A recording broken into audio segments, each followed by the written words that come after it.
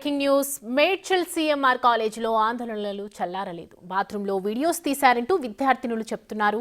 Bathroom కిటికీపై కొందరి వేలి ముద్రల ఆనవాళ్లను గుర్తించగా అవి ఎవరివో తేల్చాలని విద్యార్థినులు డిమాండ్ చేస్తున్నారు. ఈ క్రమంలో గర్ల్స్ హాస్టల్కు ఏసీపీ శ్రీనివాస్ రెడ్డి చేరుకున్నారు. మోర్ డీటెయిల్స్ మా ప్రతినిధి రానా అందిస్తారు. విద్యార్థుల ఆందోళన ఉధృతమైనటువంటి నేపథ్యంలో ఇప్పటికే 4-5 మందిని పోలీసులు అదుపులోకి తీసుకున్నారు. ఆ ఫింగర్ ప్రింట్స్ కూడా వాళ్ళు తీసుకున్న నేపథ్యంలో దర్యాప్తు ఏ విధంగా జరుగుతుందనే దానిపై కూడా మనతో పాటు మాట్లాడడానికి ఏసీపీ శ్రీనివాస్ రెడ్డి గారు ఉన్నారు. సార్, ఏంటి 3 రోజుల నుంచి కూడా మొన్న 31st నైట్లో ఇన్సిడెంట్ జరిగితే ఆ విషయం వార్డెన్కి కూడా చెప్పాం, వాళ్ళు పట్టించుకోలేదని విద్యార్థులు చెప్తున్నారు. అది నిజమేనా? చెప్పారా సార్? వాళ్ళ నుంచి ఏం రెస్పాన్స్ వచ్చింది యాజమాన్యం నుంచి? మనకు యాజమాన్యం అయితే ఇంకా స్పందించలేదు. పోలీసులకు విద్యార్థినుల తరపున నిన్న రాత్రి 11 గంటలకు మనకు సమాచారం వచ్చింది. రాగానే వెంటనే మా ఇన్స్పెక్టర్, ఎస్ఐ, మా సిబ్బంది అందరూ కూడా రావడం జరిగింది. వచ్చి విద్యార్థినులతో మాట్లాడడం జరిగింది. మాట్లాడితే మేము స్నానం చేసేటప్పుడు ఒక రూమ్ దగ్గర ఒక పర్సన్ తచ్చాడుతున్నట్టుగా అనుమానంగా ఉంది. దీని విషయంలో మేము వార్డెన్కు చెప్పినా కూడా వార్డెన్ పట్టించుకోవట్లేదు అని మేము ఆందోళన చెందుతున్నామని చెప్పడం జరిగింది. వెంటనే వాళ్ళ దగ్గర నుంచి దరఖాస్తు తీసుకొని కేసు నమోదు చేయడం జరిగింది. అదేవిధంగా ఫింగర్ ప్రింట్ టీమును కూడా పిలిపించి వాళ్ళు ఎక్కడైతే సస్పిషన్ ఉందన్నారో అక్కడ ఫింగర్ ప్రింట్స్ కూడా కలెక్ట్ చేయడానికి ప్రయత్నం చేయడం జరిగింది. అందులో ఒక 2 ఛాన్స్ ప్రింట్స్ రావడం జరిగింది. ఆ 2 ఛాన్స్ ప్రింట్స్ తో పాటు ఒక 5 వ్యక్తులు ఎవరైతే వీళ్ళ మెస్లోనే పనిచేసే వ్యక్తులు ఎవరైతే ఉన్నారో వాళ్ళ మీద మాకు అనుమానం ఉంది అన్నారు. ఎందుకంటే నేను ఇప్పుడు నేను ఫిజికల్గా చూడడం జరిగింది. ఆ బాత్రూమ్ పక్కనే వాళ్ళకి 2 రూమ్లు వేసి వాళ్ళకి అకామిడేషన్ అక్కడే యాజమాన్యం ఏర్పాటు చేయడం జరిగింది. సో అక్కడ వాళ్ళ పని అయిపోయిన తర్వాత ఆ బాత్రూమ్కు దగ్గరగా తిరిగే యాక్సెస్ అయితే అవకాశం ఉంది అక్కడ. సో అందుకని వాళ్ళను అదుపులోకి తీసుకోవడం జరిగింది. వెంటనే తీసుకొని వాళ్ళ ఫింగర్ ప్రింట్స్ కూడా ఇప్పుడు స్కాన్ చేసి మళ్ళీ ఫింగర్ ప్రింట్ బ్యూరోకి పంపించినాము. అవి వాళ్ళు వెరిఫై చేసి చెప్తారు. అదేవిధంగా వీళ్ళు ఎవరైతే అనుమానించారో ఆ వ్యక్తుల 5 దగ్గర 11 ఫోన్లు ఉంటే 11 ఫోన్లు కూడా సీజ్ చేయడం జరిగింది. ఆ ఫోన్లలో రాత్రంతా కూడా మా సిబ్బంది వెరిఫై చేశారు. వీడియోస్ ఎటువంటి అబ్సీన్ వీడియోస్ అయితే లభించలేదు వీడియోస్లో.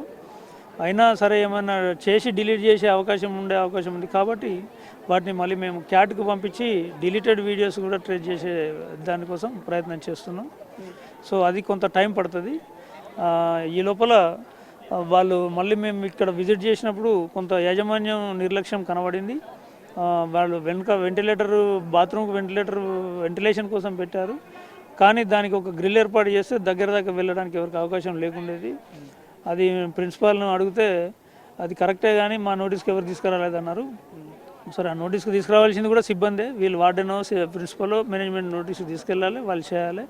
విద్యార్థులు కూడా ఎవరు తీసుకురాలేదని వాళ్ళు చెప్తున్నారు. ఏదైనా అది విచారణలో తెలుస్తుంది. దాని ప్రకారం మేనేజ్మెంట్ నిర్లక్ష్యం, ప్రిన్సిపాల్, వార్డెన్ నిర్లక్ష్యం ఉండి వీళ్ళు అవి జాగ్రత్త చర్యలు తీసుకోలేదనేది నిరూపణ అయితే వాళ్ళ మీద కూడా క్రిమినల్ చర్యలు తీసుకుంటాం. వెనక భాగం ఉన్నటువంటి గోడ చాలా చిన్నగా ఉంది. మెస్ వాళ్ళు కాకుండా ఇతరులు కూడా చొరబడే అవకాశం ఉందనేసి కూడా విద్యార్థులు చెప్తున్నారు. సార్, ఇప్పుడు మెస్కి సంబంధించిన వాళ్ళు ఎంతమంది ఉన్నారు సార్? అక్కడ కేవలం 6 మందేనా, 12 మంది ఉన్నారు ఏమన్నా? అది ప్రాథమికంగానైతే 5 ఉన్నారని చెప్పారు. మళ్ళీ ఇప్పుడు అడిగితే ఇంకా 6 కూడా ఉంటారు అని అన్నారు. ఆ 6 కూడా మనం ఫింగర్ ప్రింట్స్ తీసుకుంటున్నాము. వేరే వాళ్ళు చొరబడే అవకాశం ఉందా? వేరే వాళ్ళు చొరబడే అవకాశం అయితే లేదు. కానీ వీళ్ళే ఖాళీగా ఉంటారు. వీళ్ళంతా అన్ఎడ్యుకేటెడ్ లేబర్ కాబట్టి వీళ్ళు ఏమైనా మిస్యూస్ పని చేసే అవకాశం ఉండొచ్చు. కానీ ఇప్పటివరకు అయితే అట్లాంటి క్లారిటీగా ఎవిడెన్స్ అయితే ఏమీ లేదు. విద్యార్థులు కానీ విద్యార్థుల తల్లిదండ్రులు కూడా ఆందోళన చెందాల్సిన అవసరం లేదు. వాళ్ళ న్యూడ్ వీడియోలు బయటకు వస్తున్నాయని కొన్ని పుకార్లు వాట్సాప్లలో వస్తున్నాయి. 150 వీడియోలు, 300 వీడియోలు అని వస్తున్నవి. మేము చెక్ చేసిన వరకు అయితే ఎక్కడ కూడా ఒక అబ్సీన్ వీడియో కూడా కనిపించలేదు. సార్, ఇప్పుడు పనిచేసే వాళ్ళందరూ కూడా అదర్ స్టేట్ వాళ్ళేనా లేకపోతే? అంతా కూడా అదర్ స్టేట్ వాళ్ళే. వీళ్ళు మెస్లో కుక్ చేస్తారు. గర్ల్స్ హాస్టల్ మెస్లో వీళ్ళు కుకింగ్ చేస్తారు. అది కూడా మేము ప్రిన్సిపాల్ వాళ్ళని అడగడం జరిగింది. మరి మీరు ఉమెన్ హాస్టల్లో మేల్ సిబ్బందిని ఎలా పెట్టారంటే వాళ్ళు ఓన్లీ కిచెన్ వరకే పరిమితం అవుతారు. కిచెన్లో పెద్ద పెద్ద భగోనాలు ఉంటాయి కాబట్టి అవి ఎత్తడానికి బలంగా ఉండాలి కాబట్టి దానికోసమే లోపల వాడుతున్నాం. మేము సప్లైకి మహిళలనే వాడతామని చెప్తున్నారు. అందులో కూడా ఏమన్నా సప్లైకి కూడా ఏమన్నా జెంట్స్ని వాడినట్టు విచారణలో తేలితే దానికి సంబంధించి కూడా చర్యలు తీసుకుంటాం. ఈ విషయం ఇంత పెద్దదైపోయింది, సెన్సిటివ్ ఇష్యూను. మీరు ఏకంగా పోలీసుల రంగంలో దిగినా కూడా యాజమాన్యం మీకు కూడా నిర్లక్ష్య ధోరణిలో సమాధానం ఇవ్వడం కానీ దీని మీద విద్యార్థులతో మాట్లాడకపోవడం మీరు ఎట్లా చూస్తారు? యాజమాన్యం పైన కూడా ఏమైనా చర్యలు తీసుకునే అవకాశం ఉందా? తప్పకుండా తీసుకుంటాం. ఇది యాజమాన్యం నిర్లక్ష్యమే. నిన్నటి నుంచి పోలీసులు అంతా కూడా ఇక్కడే ఉంటున్నారు. మాకు ఇంత బందోబస్తు కావాలి, ఇంతమంది ప్రొటెక్షన్, మా కాలేజ్ ప్రొటెక్షన్ కావాలని కూడా వాళ్ళ తరపు నుంచి ఎటువంటి రిక్వెషన్ కూడా లేదు. ఎంతసేపు ఈ ప్రిన్సిపల్స్ లేకపోతే వార్డు మెంబర్లు, సిబ్బంది, వార్డెన్లు, సిబ్బంది వీళ్ళు మాత్రమే మాట్లాడుతున్నారు.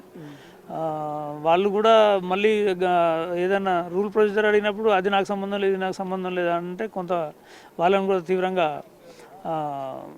మందలించడం జరిగింది. బాధ్యత ఎవరు తీసుకుంటారో బాధ్యత తీసుకునే వాళ్ళు దీనికి బాధ్యత తీసుకొని మాట్లాడమని చెప్పడం జరిగింది. ఎందుకంటే విద్యార్థులకు సంబంధించిన పేరెంట్స్ కూడా ఎంటర్ అయ్యారు. ఇప్పుడు వాళ్ళు కూడా ఆందోళన చెందుతున్నారు. నెక్స్ట్ క్లాసులకు పోవాలంటే కూడా మాకు భయంగా ఉంది. దీన్ని ఏదో ఒకటి సెటిల్ చేసేంత వరకు కూడా మేము ఆందోళన విరమించము అనేసి కూడా వీళ్ళు చెప్తున్నారు. ఎట్లా మీరు యాజమాన్యంతోనే కానీ స్టూడెంట్స్తో కానీ చర్చలు జరిపే అవకాశం ఉందా? మేము చర్చలు యాజమాన్యం స్టూడెంట్స్ యాజమాన్యము స్టూడెంట్స్ యొక్క అనుమానాలు ఏమైనా ఉంటే నివృత్తి చేయాల్సిన బాధ్యత వాళ్ళదే. పోలీసుగా మా పరిధి ఇక్కడ law and order flare up కాకుండా చూడడము. విద్యార్థులు కూడా కొంతమంది ఇప్పుడే వచ్చి అద్దాలు పగలగొట్టి వైలెంట్ యాక్షన్ దిగారు. అట్లాంటివి కూడా మేమేమి ఉపేక్షించము. ఎందుకంటే ఎనీ వైలెన్స్ కూడా మేము సమర్థించము, ఉపేక్షించము. వాళ్ళ మీద కూడా చట్టపరమైన చర్యలు తీసుకుంటాం. దాంతో కూడా మళ్ళీ విద్యార్థుల జీవితాలు ఇబ్బంది పడతాయి కాబట్టి మేము ముందు జాగ్రత్తగా ఫోర్స్ను బట్టి ప్రొటెక్షన్ ఇస్తున్నాము.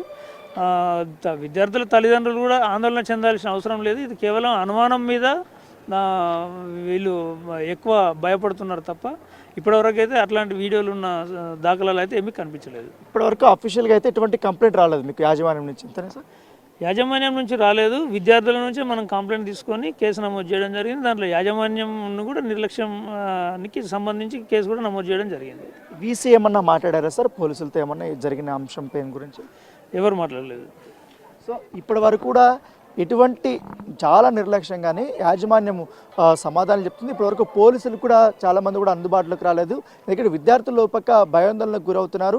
ఇప్పటికే అనుమానితులందరూ కూడా మేము అదుపులోకి తీసుకుంటున్నాం కాబట్టి ఇప్పటికే వాళ్ళకి సంబంధించిన ఫోన్లు కూడా మేము సీజ్ చేసాం. ఇప్పటివరకు ల్యాబ్కి కూడా పంపించాం కాబట్టి డిలీటెడ్ వీడియోస్ ఏవవుతున్నాయో ఆ వీడియోస్ని కూడా మేము రిట్రైవ్ చేయగలుగుతాం. దానివల్ల కూడా ఆ ఫింగర్ ప్రింట్స్ నుంచి ఇప్పుడు మనకి ఏదైతే ల్యాబ్ పంపించామో అవన్నీ కూడా వచ్చిన తర్వాత ఖచ్చితంగా నిందితుడు అనేది దొరుకుతారని చెప్తున్నారు. అన్ని కోణాల్లో కూడా మేము విచారణిస్తాం. అయితే మాకు యాజమాన్యం నుంచి ఇప్పటివరకు కంప్లైంట్ కానీ అట్లాంటివి ఏమీ రాలేదు. కేవలం విద్యార్థుల నుంచి కూడా మాత్రమే మాకు కంప్లైంట్ ఇచ్చింది. ఆ కంప్లైంట్ బేస్ చేసుకొని ఇప్పుడు మేము దర్యాప్తు అయితే మేము కొనసాగిస్తున్నామని చెప్తున్నారు. ఇప్పటి వరకు కూడా సెక్యూరిటీ కానీ యాజమాన్యం నిర్లక్ష్యం అనేది చాలా స్పష్టంగా కనపడుతుందనేసి కూడా ఏసీపీ శ్రీనివాసరెడ్డి చెప్తున్నారు.